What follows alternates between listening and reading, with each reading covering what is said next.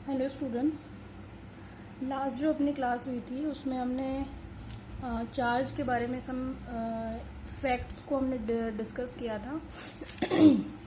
इसमें पहला फैक्ट ये था कि जो चार्ज अगर प्रेजेंट है तो उसका मास होगा ही होगा, है ना। ठीक है, यानी कि existence of charge is not possible without mass, but mass can be possible without charge. ये हमने देखा था न्यूट्रॉन का, हमने इसमें एग्जांपल लिया था कि न्यूट्रॉन एक ऐसा पार्टिकल है जिसके ऊपर चार्ज नहीं होता बट उसका मास होता है। ठीक है, लेकिन अगर चार्ज है तो मास हमेशा होगा ही होगा, है ना। इसमें अपना एक फैक्ट रह गया था, उसको मैं आज डिस्कस कर लूँगी। ठीक है, तो एक साथ इसके दो फैक्ट्स हैं। कल एक ही रह गया था, उसके जस्ट बाद मैंने न्यूमेरिकल शुरू कर दिया था, है ना। अच्छा, एक मैंने कमेंट पढ़ा था, उसमें एक बच्चा ये पूछ रहा था कि इस क्वेश्चन में मैम ये जो ई है ये नेगेटिव में है, मतलब वो यूँ कह रहा था कि इलेक्ट्रॉन का चार्ज माइनस में है कि प्लस में। भाई इलेक्ट्रॉन का चार्ज तो हमेशा नेगेटिव ही होता है, पॉजिटिव नहीं होता। दूसरी बात, ये जो ई है ये इलेक्ट्रॉन का चार्ज नहीं है, ये मिनिमम चार्ज है ई, और ये हमेशा 1.6 इंटू 10⁻⁻19 कुलाम होता है। इसके साथ प्लस माइनस का इशू नहीं होता। मैं ये नहीं कह रही कि ये कोई चार्ज पार्टिकल है, ये एक्चुअली क्या है, मिनिमम चार्ज। जो मिलिकन ने अपना ऑयल ड्रॉप एक्सपेरिमेंट किया था जो मैं कल बता रही थी, उसमें Q is equal to n e मैंने बताया तो था मिनिमम एलिमेंट्री चार्ज है। ये जो E है वो क्या है, मिनिमम एलिमेंट्री चार्ज। ठीक है, ये ना तो किसी इलेक्ट्रॉन का चार्ज है, हम मतलब इलेक्ट्रॉन का चार्ज होता है इतना 1.6 इंटू 10⁻⁻19, लेकिन वो नेगेटिव में होता है। प्रोटॉन का जो होता है वो भी इतना ही होता है पर वो पॉजिटिव में होता है। पर यहाँ पे हम ऐसा कुछ डिस्क्राइब नहीं कर रहे कि ये इलेक्ट्रॉन का है कि प्रोटॉन का है, बस ये क्या है, एक एलिमेंट्री चार्ज है। मिलिकन के ऑयल ड्रॉप एक्सपेरिमेंट के अकॉर्डिंग ये जो चार्ज होगा Q, वो इस मिनिमम और एलिमेंट्री चार्ज का इंटीग्रल मल्टीपल होगा। इंटीग्रल मल्टीपल मतलब n की वैल्यू हो सकती है +-1 +-2 +-3। समझ में आ रही है बात? ठीक है, आई होप कि वो जो कमेंट था उसका प्रॉब्लम रिजॉल्व हो गया होगा। ठीक है, ओके। तो हमने कल ये क्वेश्चन किया था और आई होप सभी को समझ में आ गया होगा। इसमें 10 की पावर का मैंने थोड़ा बहुत बताया था आपको। ठीक है, ओके। एक क्वेश्चन मैंने आप लोगों को ये दिया था, किसी ने भी मेरे को कमेंट किया तो नहीं कि ये क्वेश्चन हुआ है कि नहीं हुआ। ठीक है, कोई नहीं, चलो मैं इसको सॉल्व कर देती हूँ आप लोगों को। अब कितनों ने कोशिश की कितनों ने नहीं की मुझे तो ये भी नहीं पता। चलो खैर, वो आपके ऊपर की बात है, आप कितना सीरियस हो अपनी पढ़ाई को लेकर के। ठीक है, तो क्वेश्चन क्या था हमारा, an object is charged so that its mass increases by 9.1 milligram. ठीक है, अच्छा एक वैसे तो मिली है तो कोई समस्या नहीं है, बट क्वेश्चन जो है उसमें ये मिली नहीं है, नैनोग्राम है। ठीक है, तो आप इसको करेक्ट कर लेना, ये 9.1 नैनोग्राम है।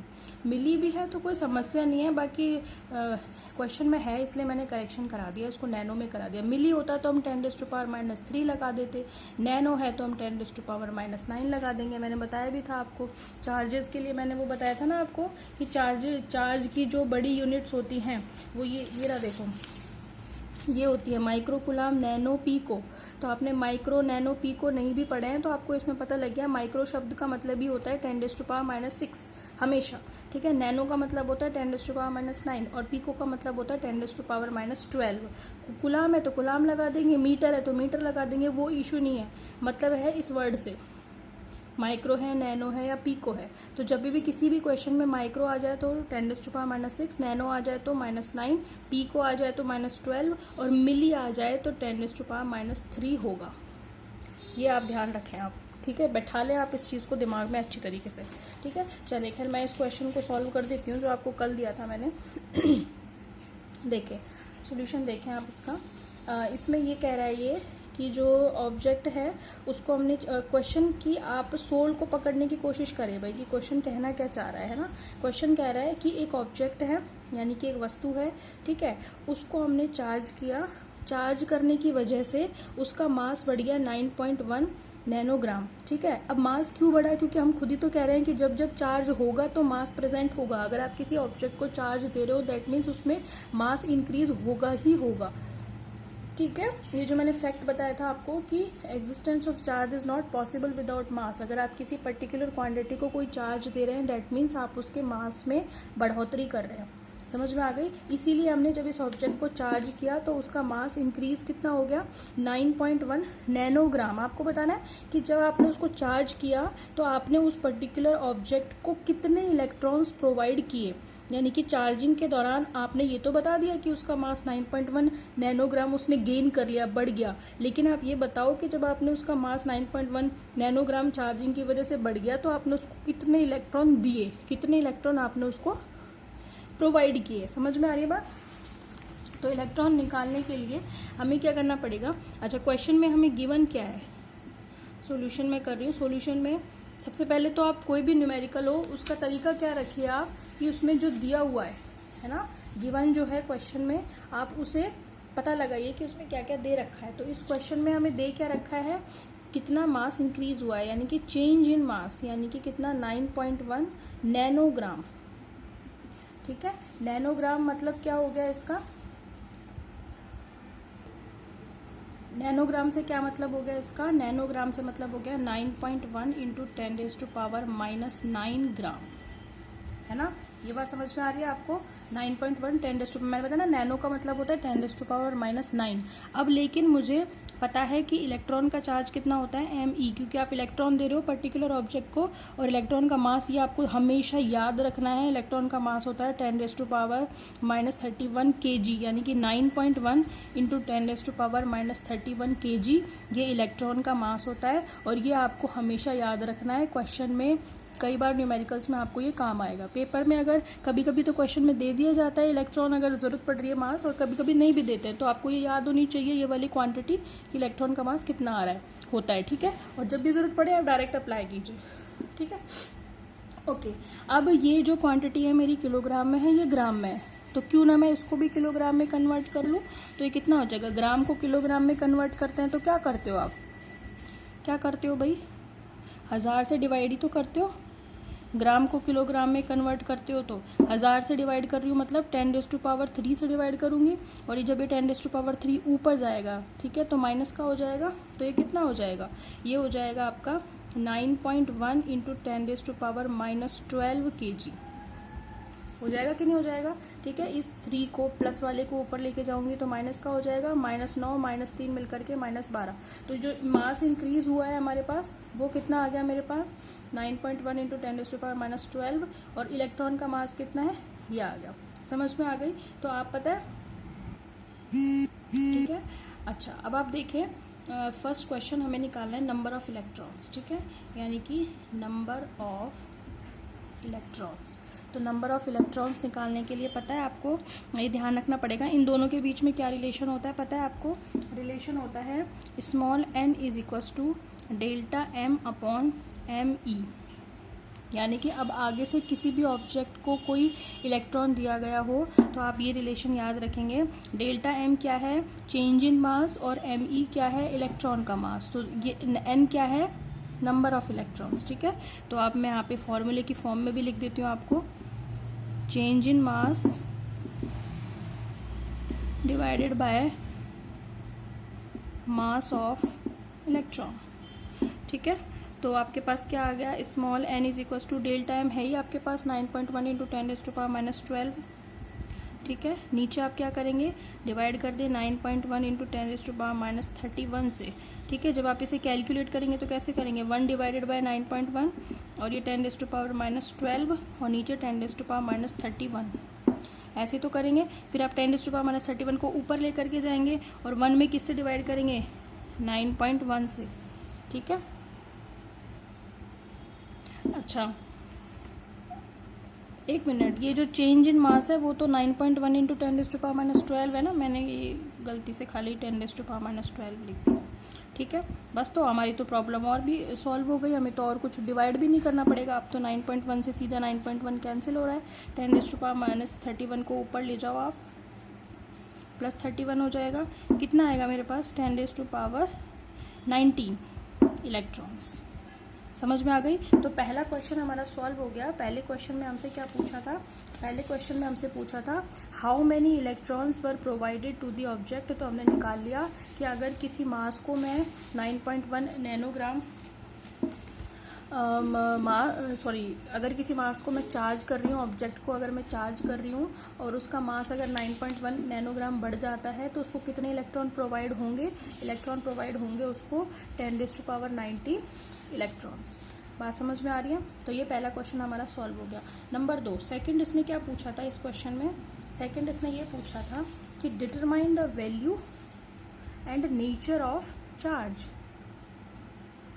Determine the value and nature of charge, यानी कि सबसे पहले तो मुझे वैल्यू चाहिए कि वैल्यू कितनी होगी चार्ज की, है ना। तो हम तो जानते ही हैं, ठीक है, क्या जानते हैं हम? According to the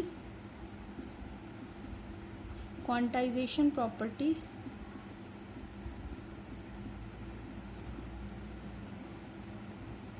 of charge, क्या जानते हैं हम? Q is equals to N ही होता है। समझ में आ रही है? तो Q is equals to N की वैल्यू हमने निकाली ली यहाँ से 10⁻19, और E कितना होता है? 1.6 इंटू 10⁻−19। ये फिक्स वैल्यू होती है E की, हमेशा रखनी है आपको ये। तो Q कितना आ गया मेरे पास? 1.6। ये प्लस का 19 और माइनस का 19 कैंसिल हो गया, 10⁻0 आ गई। 10⁻0 कितना होता है? 1। किसी भी संख्या की पावर अगर 0 होगी तो उसकी वैल्यू 1 आएगी, ठीक है। तो ये Q इज इक्वल्स टू कितना आ गया? 1.6 गुलाम। तो मैंने सेकंड क्वेश्चन में ये भी निकाल लिया कि वैल्यू कितनी होगी चार्ज की? 1.6 गुलाम। और आपको पता है नेचर कैसी होगी? नेचर होगी since electrons are given to the system, और जब भी किसी सिस्टम को इलेक्ट्रॉन्स दिए जाते हैं तो वो नेगेटिव हो जाता है, ठीक है, system. Therefore object will be negative. समझ में आ रही है बात? यानी कि मेरे ऑब्जेक्ट की जो नेचर होगी वो कैसी होगी? नेगेटिव। यानी कि जो चार्ज दिया जाएगा वो कैसा दिया जाएगा? नेगेटिव। क्योंकि आप खुद ही कह रहे हो कि ये नंबर ऑफ इलेक्ट्रॉन्स हैं, नंबर ऑफ इलेक्ट्रॉन्स इतने आ गए, तो चार्ज कैसा होगा? इलेक्ट्रॉन जब आप किसी क्वांटिटी को देते हो तो वो नेगेटिव हो जाती है, तो ऑब्जेक्ट मेरा कैसा हो जाएगा? नेगेटिव हो जाएगा। बात समझ में आ गई? तो ये हमारे दोनों क्वेश्चन कंप्लीट हो गए हैं। अगर आपको इस वाले क्वेश्चन के सोल्यूशन में कोई भी डाउट है तो आप मेरे को कमेंट सेक्शन में बता देना, ठीक है? ओके। नेक्स्ट जो आपका टॉपिक है वो है कुलाम्स लॉ, ठीक है, यानी कि कुलाम का नियम। कुलाम एक साइंटिस्ट का नाम है, कुलाम्स लॉ, ठीक है। देखिए, वैसे तो बेंजामिन फ्रैंकलिन ने बता दिया था कि चार्जेस दो तरीके के होते हैं, एक होते हैं पॉजिटिव और एक होते हैं नेगेटिव। पॉजिटिव एक दूसरे को अट्रैक्ट करते हैं, सॉरी रिपेल करते हैं। नेगेटिव एक दूसरे को रिपेल करते हैं, और पॉजिटिव नेगेटिव एक दूसरे को अट्रैक्ट करते हैं। यानी कि like charges always repel to each other but opposite charges attract to each other. ये हमें ऑलरेडी पता है, ठीक है।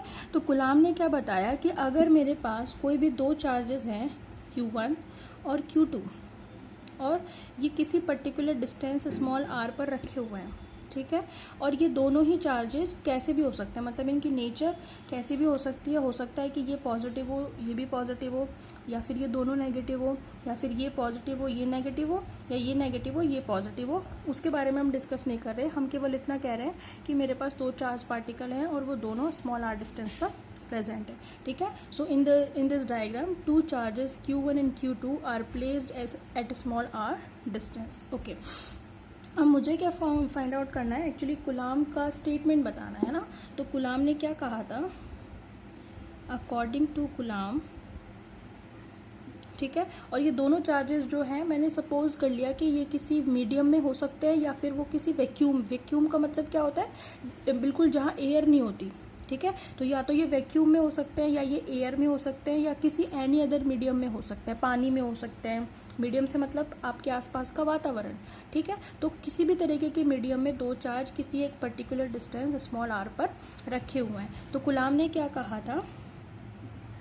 द फोर्स, अगर आप इसे इलेक्ट्रोस्टैटिक फोर्स कहेंगे तो आई थिंक बेटर रहेगा। The electrostatic force between charges will be directly proportional to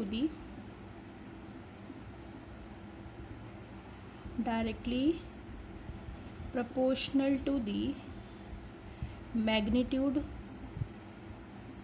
of charges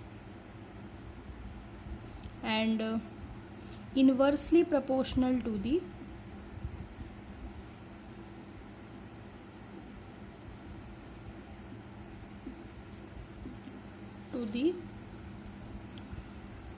square of distance between them.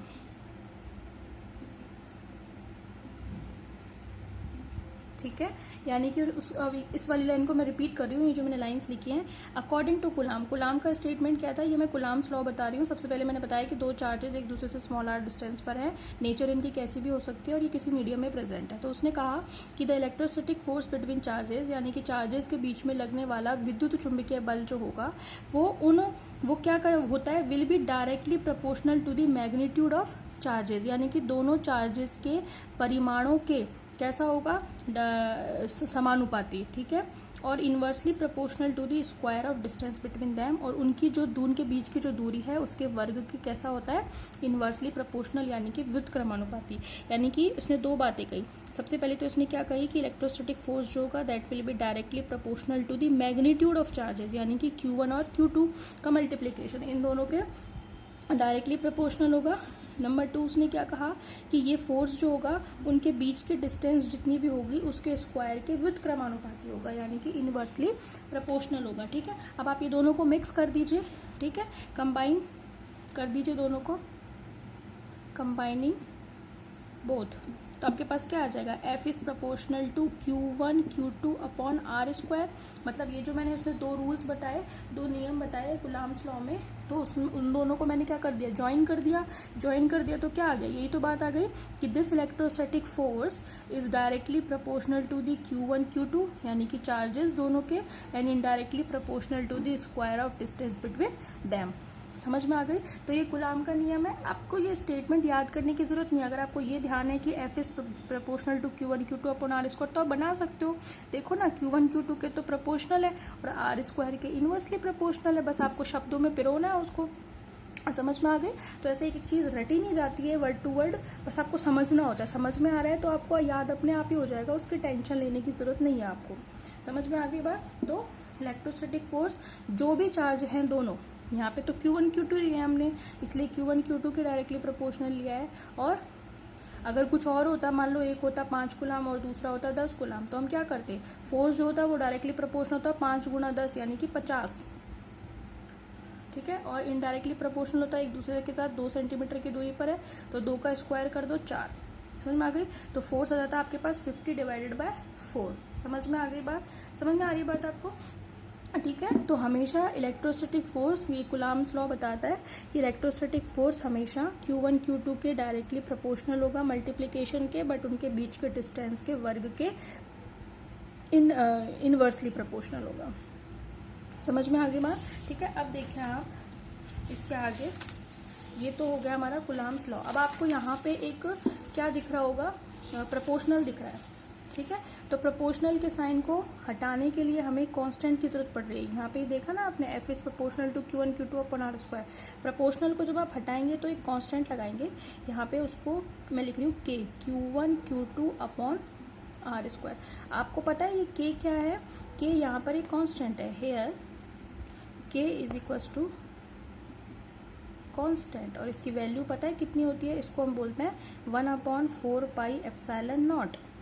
ये इसका फॉर्मूला है के का, के को मतलब 1/4 पाई एप्सिलॉन नॉट भी कहते हैं, या फिर इसकी कांस्टेंट है तो कांस्टेंट की वैल्यू होगी, वैल्यू होती है 9 × 10⁻⁹ और newton into metre square upon coulomb square. अब ये यूनिट कैसे लिखी मैंने, यूनिट ऐसे लिखी कि ये जो ऊपर वाला मुझे इक्वेशन मिली है इसमें मुझे के की यूनिट चाहिए, तो मुझे के चाहिए पहले। के कितना होगा, आर स्क्वायर को यहाँ क्रॉस मल्टीप्लाई कर दो तो कितना हो जाएगा, force into R square upon Q1 Q2। Force की यूनिट कितनी होती है, न्यूटन। आर स्क्वायर की यूनिट क्या होती है, मीटर स्क्वायर। और Q1 Q2 की यूनिट क्या हो गई, इस एक की कुलाम होगी ना, तो दोनों के मिलके कुलाम स्क्वायर हो गई, क्योंकि ये मल्टीप्लाई में है भाई, मल्टीप्लाई में है तो स्क्वायर हो जाएगा। बात समझ में आ रही है। तो K इज इक्वल टू, के की वैल्यू ये भी होती है 1/4 पाई एप्सिलॉन नॉट, और 9 × 10⁹ ये भी होती है। समझ में आ गई। तो ये जो K है, ठीक है, ये K जो है, हेयर कांस्टेंट K डिपेंड्स किस किस किस बात पे डिपेंड करता है, कई बार क्वेश्चन में ये भी पूछ